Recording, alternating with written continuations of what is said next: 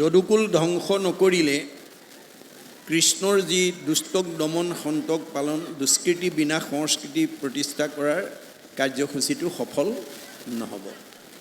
গতিকে যদুকুলৰ ধ্বংসৰ প্ৰাগমুহূৰ্ততে তেওঁ কিছুমান অমংগলৰ সৃষ্টি কৰিছে। এইবোৰ সকলো ভগৱন্তৰ ইচ্ছা। এই অমংগলবিলাক দেখা পাই প্ৰজাসকলে যেতিয়া তেওঁৰ পৰা উপায় বিচাৰিলে তেওঁ তেতিয়া ক'লে যে প্ৰবাস তীৰ্থত গৈ আমি সকলোকে স্নান কৰি দেৱদ্বিজক দান দক্ষিণা নকৰিলে আমি আৰু এনেকুৱা অপায় অমংগলৰ পৰা মুক্তি পাব নোৱাৰোঁ। সেইকাৰণে কৃষ্ণৰ আদেশে সবে উঠিলা তৰিত লাগি গ'ল উষমিষ দ্বাৰকাপুৰিত, যে সকলোৱে প্ৰবাস তীৰ্থলৈ যাবৰ কাৰণে তেওঁলোকে প্ৰস্তুত হৈছে। থাৱে থাৱে বজাৱে তবল বীৰ ঢাল দিন ডিম ডগৰ দণ্ডি দেই ভেৰু দাগ। গতিকে ঢোল ডগৰ বজাই সকলোবিলাকে উলহ মালহেৰে প্ৰবাস তীৰ্থৰ কাৰণে যাবলৈ সাজু হৈছে। সাজ প্ৰজা সবে খৰে সাৰ পৰৈ ঘনে কৰৈ উত্ৰাৱল লোক চলিবাক মনে। সকলোৱে প্ৰবাস তীৰ্থত যাবৰ কাৰণে উত্ৰাৱল হৈছে। একঠাই শুয়া বাল্য বৃদ্ধ যত নাৰী বুজাই বুজা ভিৰে জুমা জুমে শাৰী শাৰী। মানে সকলো বাল্য বৃদ্ধ একস্থান হৈ জুমা জুমিকৈ ইজনে সিজনৰ প্ৰতি দৃষ্টি ৰাখিছে। দুৱাৰতো ৰৈল প্ৰজা ছয় চপ কৰে যায় যদু বীৰ সবে লৰি আৰম্ভৰে। যে কোনোবাই দুৱাৰৰ পৰাই চাইছে প্ৰজাসকলে আনন্দৰে সৈতে প্ৰবাস তীৰ্থৰ প্ৰতি গতি কৰিছে। বাদ্য ভণ্ডে দণ্ডে ছত্ৰই চিহ্ন ছত্ৰে চানি হয় হস্তি গিৰে লৰৈ সঘনে ধৰণী। যে হয় হস্তিৰ খোজত গোটেই পৃথিৱী কঁপি উঠিছে। ৰথী ৰথ পদাতিক আটোপ টংকাৰে যাই মত হস্তি হ'ব পৰ্বত আকাৰে। সমস্ত পৰ্বত আকাৰে গোটেইবিলাকে প্ৰবাস তীৰ্থৰ অভিমুখে গৈছে। ইন্দ্ৰটো অধিক এক বীৰ বিপৰীত দেখি দেৱতা দেৱা সুৰা সুৰু ভয়ে সচকিত। যে ইন্দ্ৰতকৈও অধিক বীৰত্ব সম্পন্ন বীৰসকল যোৱা দেখি দেৱতা অসুৰবিলাকেও ভয়ত কঁপি উঠিছে। নগনয় অন্তককো নিশংক মনত ভৈলা সাগৰৰ পাৰ চৰিয়া নাৱত। তেওঁলোকে কাললৈও ভয় নকৰাকৈ সাহসেৰে সাগৰ পাৰ হৈছে। হয় হস্তি ৰথে চলৈ সমস্ত সংভাৰে কৃষ্ণক আৱৰি বীৰ ছয় চমৎকাৰে। সকলোৱে কৃষ্ণক ৰক্ষণাবেক্ষণৰ মাজত ৰাখি সাগৰ পাৰ হৈ তেওঁলোকে প্ৰবাস তীৰ্থৰ অভিমুখে গৈছে। কূপে যম সম সবে পৰম নিশংক বাদ্য ভাণ্ড আন্দোলে স্বৰ্গটো লাগৈ শংক। তেওঁলোকৰ যি বাদ্য ভণ্ডৰ ৰোল স্বৰ্গত গৈ স্পৰ্শ কৰিছে। দিগগজ সমান সবে চলে একজোপে প্ৰবাসক পাইলা সবে পৰম আটোপে। মানে একদম হাতীৰ দৰে নিৰ্ভীকভাৱে তেওঁলোকে গৈ প্ৰবাস তীৰ্থত উপস্থিত হৈছে। নামিয়া তীৰ্থৰ জলে যাদৱ বিশেষে কৰিলন্ত জলাঞ্জলি কৃষ্ণৰ আদেশে।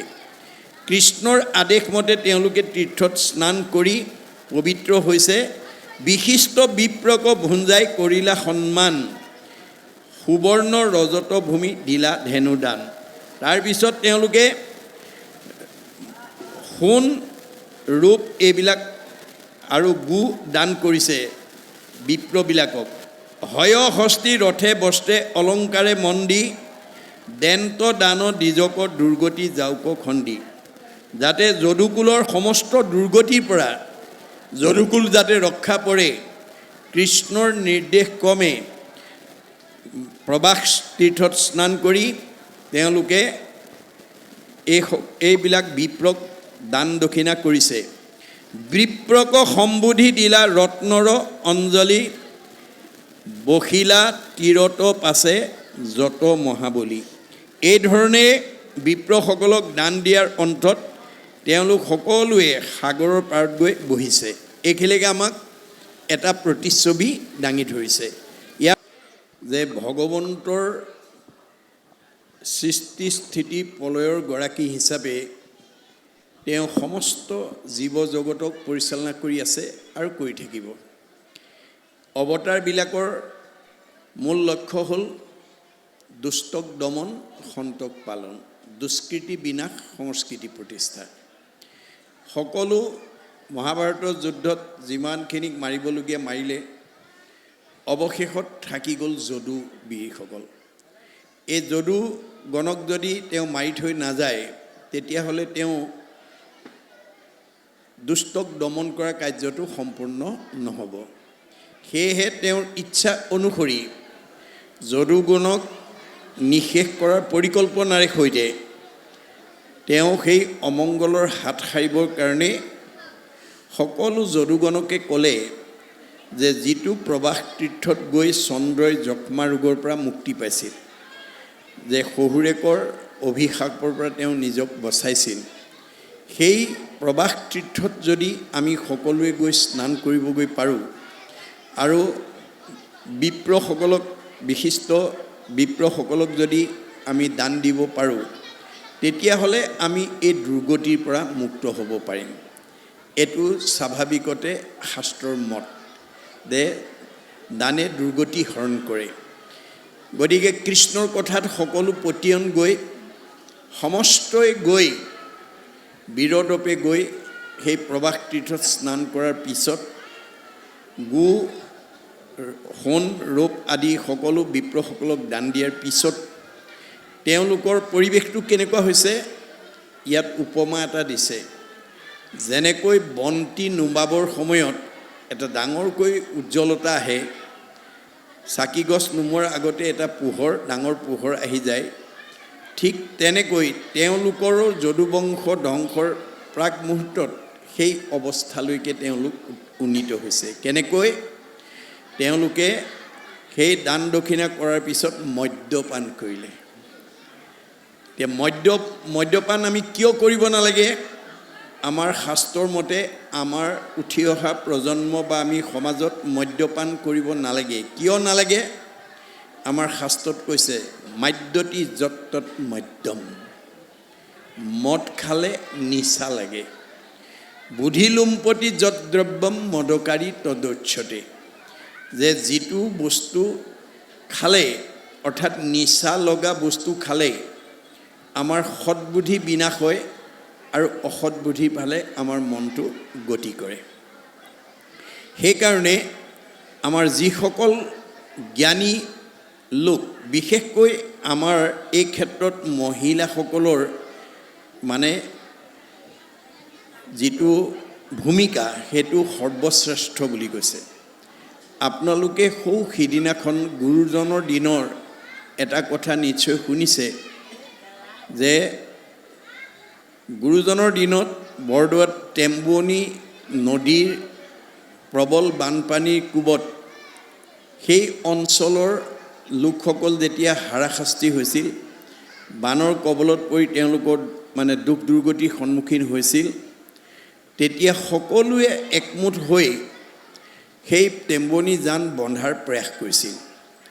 কিন্তু তেওঁলোক সফল হ'ব নোৱাৰিলে। সকলোৱে মিলিও টেম্বুৱনী জানটো বন্ধ কৰিব নোৱাৰিলে। অৱশেষত গুৰুজনৰ ওচৰ পালেগৈ। তেতিয়া গুৰুজনে কৈছিল যে তোমালোকে যদি এজনী সতী নাৰীৰ দ্বাৰা ব্ৰহ্মপুত্ৰৰ পৰা তিনিটা কাঠিৰ এপল পানী আৰু এপল পাৰৰ পৰা মাটি পেলাই দিব পাৰা, তেতিয়াহ'লে সেই টেম্বুৱনী জান বন্ধ হৈ যাব। সকলোৱে আনন্দত আত্মহাৰা হৈ ঘৰত গৈ চবকে ক'লেগৈ, কোনেও সাহস নকৰিলে। তিনিটা কাঠিৰ এপল পানী সতীত্ব গুণৰ প্ৰভাৱতহে পাৰিব, গতিকে যেই সেই নোৱাৰে। এতিয়া কোনেও সাহস নকৰিলে। অৱশেষত পূৰ্ণানন্দৰ ভাৰ্যা ৰাধিকাই ক'লে যে মই পাৰিম। স্বামীয়েতো সাহসেই কৰা নাছিল। দুইটাৰ মাজত বিতৰ্কই হৈছিল। আৰু তেওঁলোকৰ বিতৰ্ক শুনি অনুচৰবিলাকে গৈ যেতিয়া গুৰুজনক ক'লে, গুৰুজনে ৰাধিকাক মাতি নিলে। মাতিনি ৰাধিকাক তেতিয়া সুধিলে, তুমি তেম্বনি জান বান্ধিবৰ কাৰণে তুমি সাহস কৰিছা, তোমাৰ কি কি সৎগুণ আছে? তেতিয়া তেওঁ সৎগুণৰ সম্পৰ্কে কৈছিল। জয়ন্তী বদতি প্ৰভু শুনিও গোসাই, সমভাৱে ভূতদয়া কৰোঁ সদাই। মোৰ সতীত্ব গুণৰ প্ৰথম বৈশিষ্ট্যটো হ'ল ভগৱন্তৰ সৃষ্টি সমস্ত পঞ্চভৌতিক প্ৰাণীতে ভগৱন্ত আছে বুলি জানি মই সকলোকে দয়া মৰম স্নেহ কৰোঁ আৰু ৰক্ষণাবেক্ষণ দিওঁ। গুৰুজনে কৈছে বৰ সুন্দৰ হৈছে। আৰু কি কৰা? স্বামী তপস্বামী জপস্বামী কৰোঁ ধ্যান, স্বামীৰ কুশল বিনে নিশ্চিন্তু আন। মই সকলো সময়তে স্বামীৰ মংগল কামনা কৰোঁ, অমংগল মই কোনোদিন কামনা নকৰোঁ। বোলে বৰ সুন্দৰ হৈছে। আৰু কি কৰা? স্বামী বিনে পৰ পুৰুষক দাসীটো, কামভাৱে নাচাওঁ আৰু কথা কওঁ নাপাতো। মই স্বামীৰ বিনে পৰপুৰুষক কামভাৱে নাচাওঁ আৰু কথা নাপাতো। ভাল উপদেশ দিয়া চলাওঁ স্বামীক, মাস মধ্যে একবাৰ কৰোঁ ৰতিক। পৰম ব্ৰহ্ম শক্তি বিনাশ কৰি অকালতে যাতে স্বামী দুৰ্বল হ'ব লগা নহয়, নিশকতীয়া হ'ব লগা নহয়, ৰোগৰ সন্মুখীন হ'ব লগা নহয়, স্মৃতি শক্তি যাতে অটুট ৰাখিব পাৰে, তাৰ কাৰণে মই তেওঁক ভাল উপদেশৰ দ্বাৰা পৰিচালনা কৰোঁ। বোলে বৰ সুন্দৰ হৈছে। আৰু কি কৰা? স্বামীক নুসুধি ক'তো নকৰোঁ গমন, স্বামীক নিদিয়া অগ্ৰে নকৰোঁ ভোজন। স্বামী ঘৰত থকা অৱস্থাত মই স্বামীক আগতে নিদিয়াকৈ মই নিজে নাখাওঁ। বৰ সুন্দৰ হৈছে। আৰু কি কৰা? পালেও আনন্দ নাপালেও নাহি দুখ, দৈৱবশে জীৱা মিলে তাহাঁতে সন্তোষ। মই পালেও মোৰ দুখ আনন্দ নাই, নাপালেও দুখ নাই। ভগৱন্তই যি দিয়ে মই তাতেই আত্মসন্তুষ্টি থাকোঁ। বৰ সুন্দৰ হৈছে। আৰু কি কৰা? নেদুকাকো লজ্জা নকৰোঁ পৰাং মুখ, পৰ দুখে দুখী পৰ সুখে পাওঁ সুখ। মই কাকো লাজ অপমান ইটিকিং উপহাস নকৰোঁ, পৰৰ দুখত মই দুখিত হওঁ আৰু পৰৰ সুখ দেখিলে মই আনন্দ পাওঁ। বৰ সুন্দৰ হৈছে। আৰু কি কৰা? প্ৰাতসে উঠিয়া কৰোঁ গৃহকৰ্ম গণ, বাহিৰে ভিতৰে কৰোঁ গোময় সিঞ্চন। মই ৰাতিপুৱা সোনকালে উঠি ঘৰ দুৱাৰ সাৰি মুচি পৰিষ্কাৰ পৰিচ্ছন্ন কৰি গুৰুগৃহ মচি কাচি ধূপ ধূনা জ্বলাই ঈশ্বৰ উপাসনা কৰি ঘৰখন প্ৰদূষণমুক্ত কৰি। তাৰমানে আমাৰ গুৰুগৃহ মচা কোচা কৰি পৰিষ্কাৰ পৰিচ্ছন্ন কৰিলে যিটো পুণ্য হয় সেইটো গণনা দিব নোৱাৰে। মহাভাৰতৰ ইক্ষ্বাকু বংশৰ 61টি ৰজা জয়ধ্বজে নিজৰ গুৰুগৃহটো নিতৌ নিজে মচা কোচা কৰে। এদিন তেওঁ গুৰুগৃহ মচি ওলাই আহোঁতে ৰাতিপুৱাই পুৰোহিত বিধিসূত্ৰ নামৰ পুৰোহিতজনে আহি দেখা পালে। দেখা পাই তেওঁ আশ্চৰ্য প্ৰকাশ কৰিছে। এওঁতো 61টি ৰজা, এওঁ দেশৰ সাৰ্বভৌম ৰজা, এওঁ বহুত চাকৰ নাকৰ আছে, তৎসত্ত্বেও এওঁ গুৰুগৃহটো নিজে কিয় মচিছে? ওচৰ চাপি গৈ সুধিলে, মহাৰাজ তুমিতো দেশৰ 61টি ৰজা বোলে হয়, তুমিতো সাৰ্বভৌম ৰজা বোলে হয়, তোমাৰতো বহুত চাকৰ আছে বোলে হয়, তুমি চাকৰৰ দ্বাৰা নুমুচি তুমি গুৰুগৃহটো নিজে কিয় মোচা? তেতিয়া জয়ধ্বজে ক'লে যে পুৰোহিত তুমি বৰ ভাল প্ৰশ্ন কৰিছা। মই কিয় মচো শুনা। মই পূৰ্ব জন্মত যজ্ঞমাল্য নামৰ এজন বৈশ্য লোক আছিলোঁ। মোৰ নিতৌ কৰ্ম আছিল বেশ্যালয়লৈ যোৱা, পৰদ্ৰব্য হৰণ কৰা, আৰু এই অসৎ কামত আত্মনিয়োগ কৰা দেখি আমাৰ আভিজাত্য পৰিয়ালৰ বংশৰ মৰ্যাদা হানি হোৱাৰ ভয়ত পিতৃ মাতৃ ভাতৃগণে মোক মাতি আনি বুজালে আৰু তেনে বেয়া কামৰ পৰা আঁতৰি আহিবলৈ মোক পৰামৰ্শ দিলে, অন্যথা আমাৰ বংশৰ মৰ্যাদা হানি হ'ব। মই পিতৃ মাতৃ ভাতৃগণৰ সৎ উপদেশখিনি শুনিলোঁ, কিন্তু মই তাত যিটো সোৱাদ আৰু আনন্দ পাইছিলোঁ সেইটো মই এৰিব নোৱাৰি পুনৰ সেই কামত আত্মনিয়োগ কৰা দেখি বংশৰ মৰ্যাদা হানি হোৱাৰ ভয়ত মোক পিতৃ মাতৃ ভাতৃগণে মৰিয়াই কিলাই তেজপুত্ৰ কৰি খেদি পঠিয়ালে।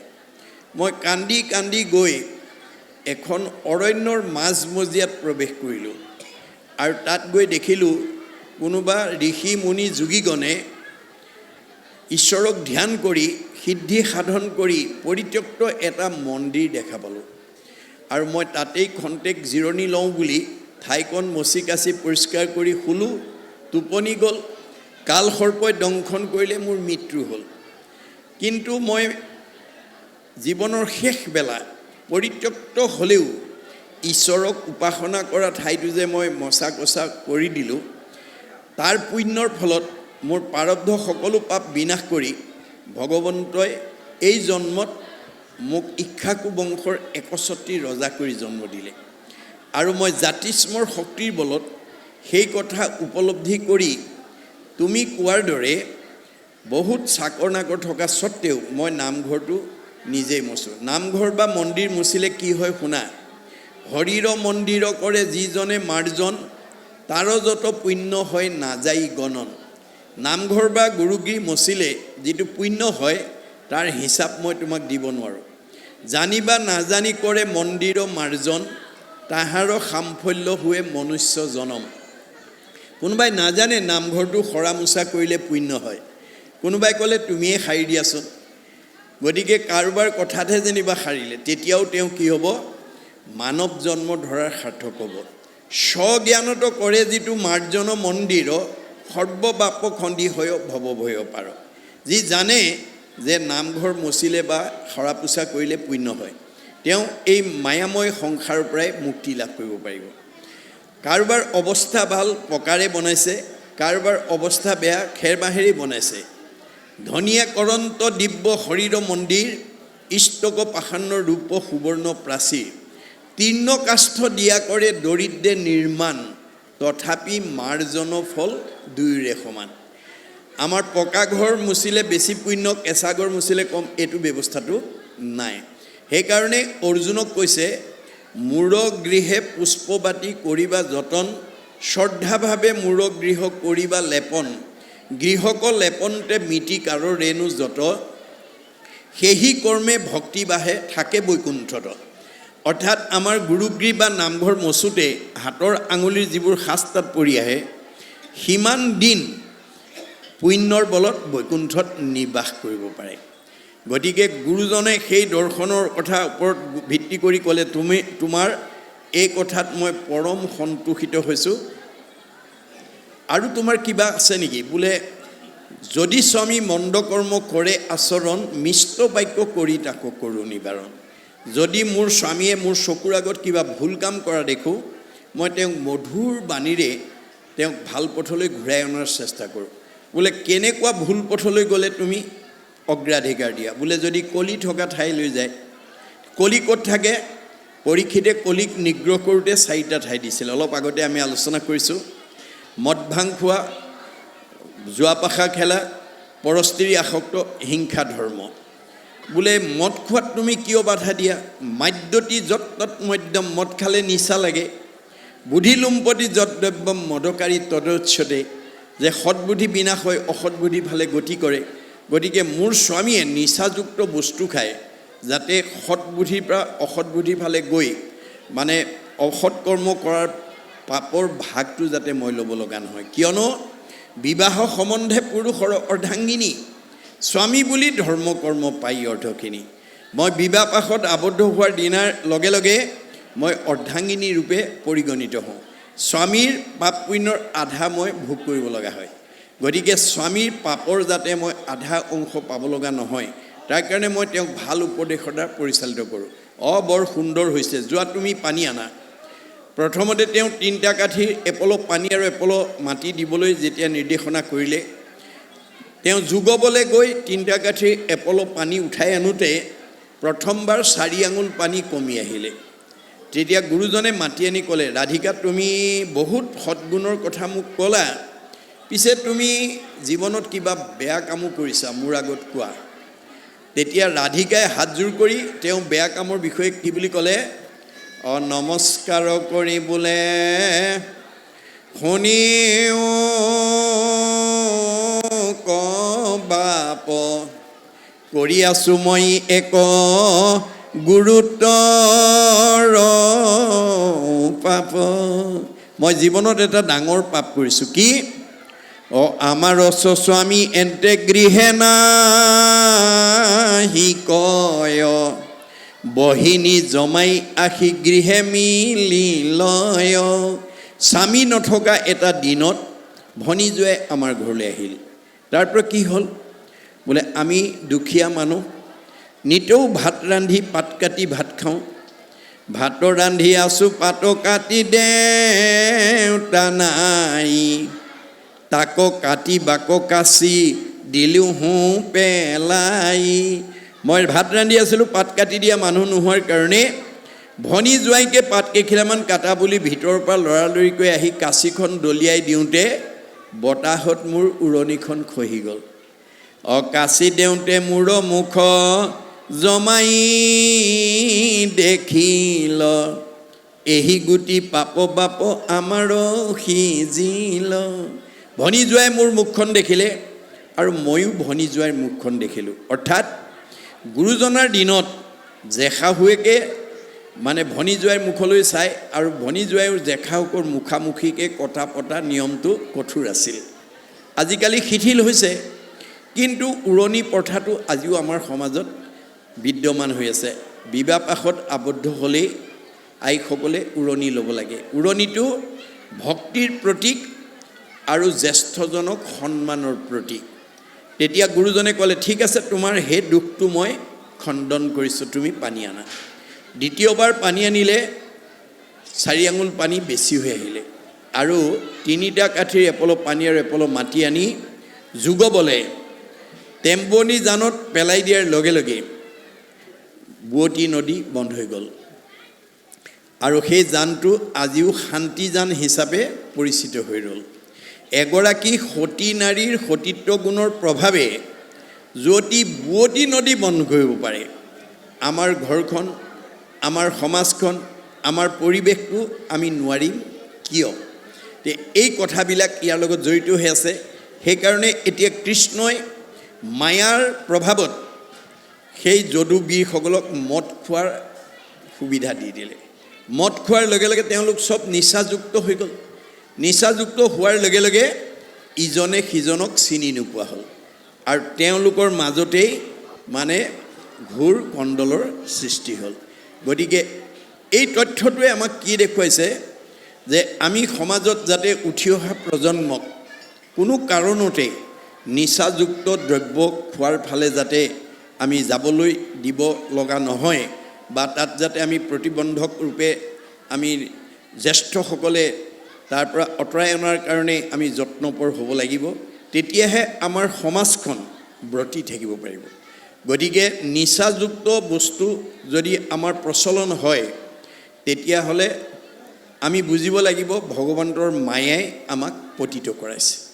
গতিকে মিছাৰ প্ৰতি আমাক আগুৱাই দিছে আৰু আমাৰ ধ্বংসৰ এটা সূচনা হৈছে।